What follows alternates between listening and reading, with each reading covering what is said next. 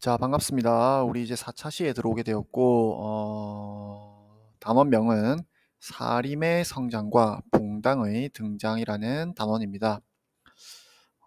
우리 사림이라는 단어, 그리고 붕당이라는 단어, 여러분한테 굉장히 생소한 단어일 텐데, 이 시간에는 이제 이 사림이라는 사람들이 새롭게 나타난 세력입니다. 그래서 이 사림이라는 사람들이 어떤 사람들을 가리키는 용어인지 우리가 알아야겠습니다. 그 다음에 이 사림들이 어떤 활동을 하면서 굉장히 큰 피해를 입습니다. 사화라고 합니다. 사화할 때 사자는 선비 사자입니다. 그래서 선비들이 큰 화를 입었다라고 우리가 표현하는데, 어떤 일로 이렇게 큰 화를 입었는지를 우리가 배워볼 테고, 그다음에 이제 훈구와 사림의 이제 대결을 통해서 어 이 사림이 결국 승리를 거두게 됩니다. 여러분은 방금 분명히 사림들이 큰 화를 입었다고 했는데 어떻게 사림이 승리를 했을까? 선생님이 여기 잘못 썼네. 사림의 대결로 끝난 게 아니라 사림의 승리로 끝난 겁니다. 그래서 이 사림들이 이제 정권을 장악하게 되는데, 그러면 이 사람들이 평화롭게 정치를 이어나간 게 아니라 자기들끼리 어떤 당을 형성하게 됩니다. 그래서 이 당을 붕당이라고 하는데, 이런 붕당의 형성 과정을 여러분들이 알아보면 되겠습니다. 자, 일단 이 사림이라는 사람들이 어떤 사람들인지 좀 설명하겠습니다. 우리 고려 말에 신진 사대부들이 등장해서 이제 고려를 비판하면서, 권무세족들을 비판하면서 그 중에 급진파 사대부가 조선 건국에 참여했다고 알고 있습니다. 그 다음에 온건파 사대부를 대표했던 정몽주가 살해당하면서 이 온건파 사대부들은 조선에 참여하지 않고 지방에서 이제 성리학을 공부하면서 제자를 키워나가는 이런 어떤 역할 분담을 하게 됩니다. 자, 근데 이제 급진파 사대부들이 이제 조선 건국에 참여해서 이 조선이 이어지면서 이 중에 이제 어떤 일이 일어나게 되는데, 바로 이 수양대군이 자신의 조카였던 단종을 몰아내고 왕에 올라서 이 사람이 세조라는 왕이 되죠. 자, 이 수양대군 입장에서는 이 자기를 도와준 신하들을 굉장히 어떤 포상을 해야 되겠죠. 그래서 이 사람들을 공신으로 책봉하고 고위관직에 임명하게 되고, 그 다음에 각종 토지와 노비들을 소유할 수 있도록 해줍니다. 자, 그래서 이 사람들이 이 사람들을 우리가 이제 훈구파라고 부릅니다. 훈구파. 이 수양대군을 도와서 엄청난 큰 부와 권력을 누리게 된 이 사람들을 훈구파라 부릅니다. 자, 근데 우리 세조 다음에 우리 여러분들 열심히 외웠으니까 태정, 태세, 문단, 세 할 때 이게 세조가 끝이죠. 그 다음에 예성, 예종과 성종을 거치면서 이제 성종 입장에서는 이 선조 때부터 이 위에 왕 때부터 이제 내려오던 이 훈구파의 권력 남용이 굉장히 부담스러운 겁니다. 그래서 이 훈구파를 견제할 수 있는 새로운 세력을 좀 키워내야 되겠다. 여러분 어디선가 비슷한 내용 들었던 것 같습니다. 우리 공민왕 때 되면 권문세족을 견제하기 위해서 공민왕이 신진사대부라는 새로운 세력을 기른다고 했었죠. 여기도 마찬가지입니다. 성종도 이 훈구파를 견제할 수 있는 사림이라는 새로운 세력을 이제 등장합니다. 이 사람들이 바로 아까 조선에 참여하지 않고 지방에서 학문 연구하면서 제자를 양성하던 이 온건파 사대부들의 후예입니다. 자, 그래서 이 사림들을 본격적으로 이제 성종이 등용시켜서 올리면서 이 조정의 어떤 신하들의 대결 구도가 형성됩니다. 훈구파와 사림파의 대결 구도가 만들어지게 되고, 이 성종이 주로 이 사림들을 어디에 임명하냐면 삼사라는 기관에 임명합니다. 이 삼서라는 곳이 바로 사헌부, 사간원, 홍문관이라고 하는 이 세 곳을 합쳐서 삼사라고 한다고 했고, 이 세 곳이 주로 하는 일은 언론기관, 권력을 비판하고 견제하는 역할을 한다고 했죠. 그래서 이 사림들은 이런 권력을 남용하면서 각종 비리를 저지르고 있는 훈구파를 비판하기 시작합니다. 그러니까 훈구파 입장에서는 굉장히 사실 이 사림이 싫을 수밖에 없겠죠. 자, 근데 이제 성종의 뒤를 이어서 연산군이 왕위에 즉위하게 됩니다. 연산군이라는 왕은 우리가 많이 들어본 친구도 있을 텐데 굉장히 어떤 폭군으로 유명한 왕이죠. 이 연산군의 통치에 대해서 이 살인들이 즉각 비판에 나섭니다. 전하 그러시면 아니 된다, 안 된다고 이제 비판에 나서게 되고 결국 살인들은 큰 화를 입게 되는데 이 연산군 때는 크게 두 차례의 사화가 이어집니다. 그래서 이 사화의 어떤 명칭까지는 교과서에 나오지 않지만 한번 들어보면 재밌을 테니까 한번 들어보세요. 모사화라고 하는데 첫 번째는 이 모사화는 이 사림의 어떤 학문적인 어떤 어, 대표자였던 김종직이라는 선비가 있습니다. 이 김종직이 쓴 조의제문이라는 글이 있는데 이게 무슨 뜻이냐면 의제라는 황제를 우리 조는 무슨 조자냐면 우리 왜 장례식을 방문하는 것을 조문한다고 하죠. 그래서 슬퍼한다는 겁니다. 의제라는 황제를 슬퍼하는 글을 김종직이 썼는데 그럼 여러분이 의제라는 황제가 누군지 알아야겠죠? 의제는 누구냐면 여러분 2학년 때 세계사 시간에 배웠을 텐데 그 초한지 항우와 유방의 다툼에 대해서 여러분 들어본 적 있는지 모르겠는데 항우가 원래 초나라의 장수 집안입니다. 근데 이 항우가 나중에 초나라의 황제였던 의제를 죽이고 항우가 스스로 초나라의 왕이 됩니다. 그래서 이 의제라는 황제의 죽음을 슬퍼하는 글을 김종직이 썼는데 이게 왜 문제가 되느냐? 바로 이 의제의 죽음을 슬퍼한다는 것은 의제를 죽였던 항우를 비판하는 거겠죠. 그러면 우리 조금만 역사적인 시각을 되돌려 보면 바로 신하이면서 왕을 죽이고 스스로 왕에 오른 사람 누구 있습니까? 우리 좀 전에 배웠죠? 바로 세조입니다. 그래서 세조를 비판하는 글을 썼다가 되는 거죠. 비유적으로 쓴 거죠. 그래서 의제의 죽음을 슬퍼한다는 것은 단종의 죽음을 슬퍼한다는 거고 단종을 죽인 세조를 비판하는 글이 되는 겁니다. 자, 그래서 이 김종직의 조의제문을 통해서 수많은 이제 사림들이 이제 엄청난 어떤 귀향과 죽음을 맞이하게 됩니다. 그래서 이 사건을 모사화라고 하고 이제 이 훈구파들의 어떤 보복 같은 그런 행위죠. 그다음에 갑자사화 이것도 좀 약간 긴 스토리인데 다 말하면 너무 길어지는데 이 연산군의 엄마가 아빠가 아까 선생님이 수업 시간에 말한 적이 있는데 연산군의 아버지가 바로 성종입니다. 성종. 근데 이 성종이 왕 위에 있을 때 이 왕비였던 윤 씨라는 이 왕비를 이제 행실이 올바르지 못하다고 해서 폐위시켜 버립니다. 근데 이 연산군이라는 세자를 낳고 나서 폐위시킨 거죠.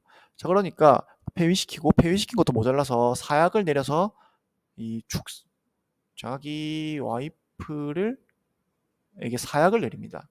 자, 그래서 이 연산군이 아주 어릴 때 이야기라서 다 연산군한테 비밀로 하라고 합니다. 왜냐면 자기 엄마에게 아빠가 사약을 내려서 죽였다라는 것을 사실 알면 굉장히 좀 어린 아이한테 좀 그렇겠죠. 근데 연산군이 이제 약간 이제 폭군 정치를 펼치면서 이제 폭정을 펼치면서 이제 수많은 비판에 직면하게 되니까 연산군이 약간 열등감에 시달리게 됩니다. 자, 그러다가 이 자기 엄마가 그렇게 죽었다는 사실을 알게 되고 그 죽음을 말리지 않았던 그리고 이 윤 씨를 비판하는 상소를 올렸던 당시 살인들이 이제 타겟이 된 거죠. 그래서 이제 너네가 감히 우리 엄마를 비판하는 상소를 올려서 우리 엄마를 죽게 만들었다. 라고 해서 이제 수많은 살인들이 다시 한번 엄청난 큰 화를 입게 되는 이 두 차례의 사화가 바로 연산군 때 있었습니다. 자, 근데 이제 이 워낙 연산군이 사실 좀 이상하니까 이제 훈구파들도 이걸 견디지 못합니다. 그래서 훈구파들이 오히려 연산군을 쫓아내고 중종이라는 새로운 왕을 세우는, 이걸 중종반정이라고 부릅니다. 그래서 우리 보통 조선시대 왕들은 조나 종으로 끝나죠. 근데 이렇게 반정을 통해서 쫓겨난 왕들은 뒤에 군이 붙습니다. 그래서 우리가 대표적으로 두 명이 있죠. 연산군과 바로 조선 후기에 나오는 광해군이 있습니다. 그래서 이 사람들은 둘 다 신하들에 의해서 쫓겨난 왕이다라는 사실. 자, 그래서 이 중종은 사실 그래서 훈구파에 의해서 왕위에 오른 사람이죠. 그러니까 당연히 훈구파들은 엄청난 또 권력을 누릴 수밖에 없습니다. 그래서 또 중종은 이 훈구파 견제를 위해서 다시 사림을 등용합니다. 자, 사림들은 왜 어디서 이렇게 끝없이 나오는가? 아까 말했듯이 사림들은 지방에서 후배들을, 이제 제자들을 양성하는 주로 온건파 사대부의 후예였죠. 그러니까 지방에서, 중앙에서는 이 살인들이 막 죽어가도 지방에서는 여전히 살인들이 다시 공부해서 중앙으로 과거를 합격해서 올라오는 겁니다. 자, 그래서 이 사림 훈구파를 좀 견제해라라고 하면서 사림을 등용하게 되는데, 이 중종의 이 목표에 가장 부합하는 사람이 누구냐면 바로 조광조입니다. 그래서 이 조광조가 여러 가지 개혁을 펼치게 되는데, 이 개혁안들이 훈구파의 엄청난 반발을 이제 불러서게 됩니다.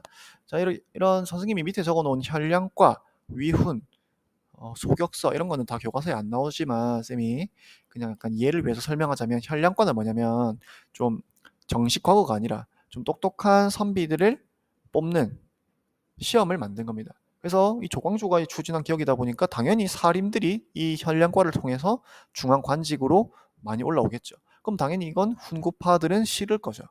그 다음에 위훈삭제, 이건 뭐냐면 중종 반정으로 이제 훈구파들이 수없이 많은 공신에 임명되었고, 그 공신에 임명되면 자연스럽게 토지나 노비 같은 엄청난 재산이 따라 붙습니다. 근데 조광조가 이 중종 반정을 다시 조사해서 여기에 너무 쓸모없는 공신이 많다, 그래서 이 사람들의 공을 삭제해야 된다라고 해서 엄청난 공신들을 다 삭제해 버립니다. 공신이 다 박탈당하니까 이 사람들이 가지고 있던 토지나 노비를 다시 내놔야겠죠. 그래서 이 훈구파들이 어마어마하게 반발하게 됩니다.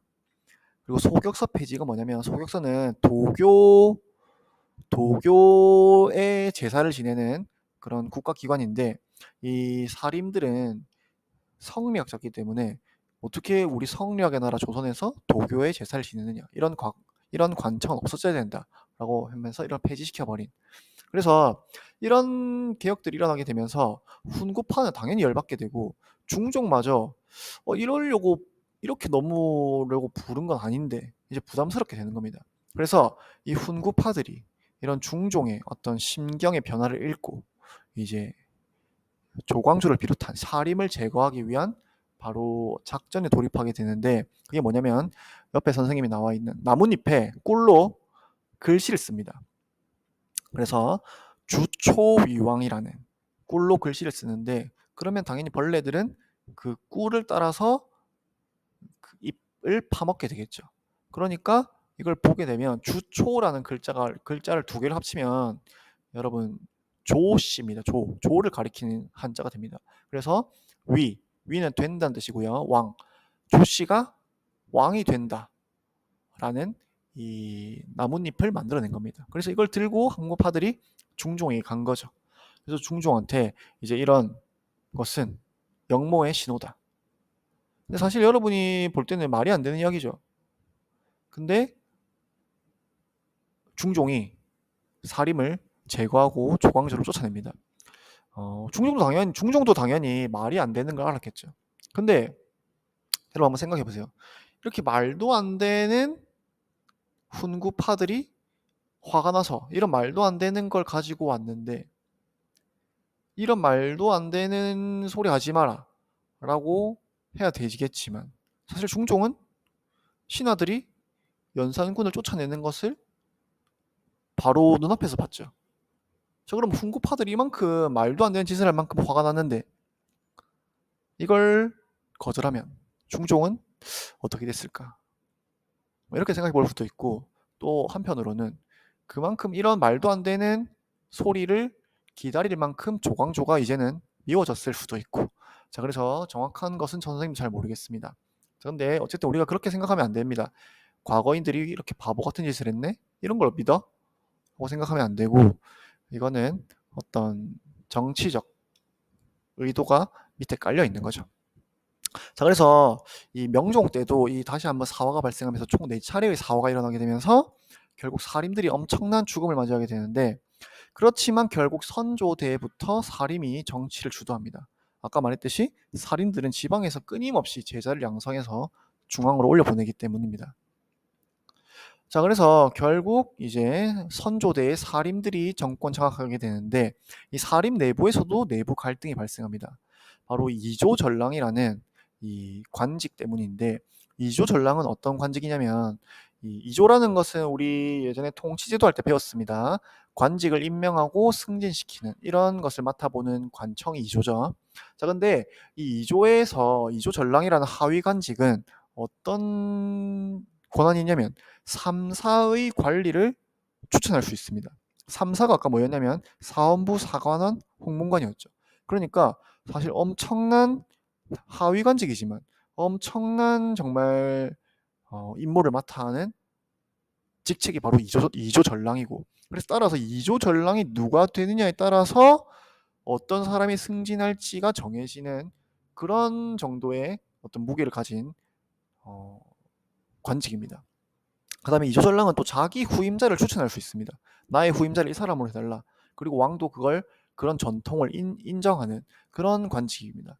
자, 그래서 이 이조전랑이 누구를 임명하느냐를 두고 이제 이때 사림 내부에서 이 사람이 돼야 된다, 이 사람이 돼야 된다, 서로 다툼이 일어나게 되었고, 그 다툼에 학문적 성향이 비슷한 사람들끼리 모이게 되면서 이제 동인, 이황과 조식이라는 이 제자들이 모여있는 동인, 그 다음에 우리 5천원에 나오는 이이, 그 다음에 성혼, 이런 사람들을 이제 제자들이 모여있는 서인, 이런 식으로 동인과 서인으로 최초로 나뉘게 되는 게 바로 이 선조 때고요.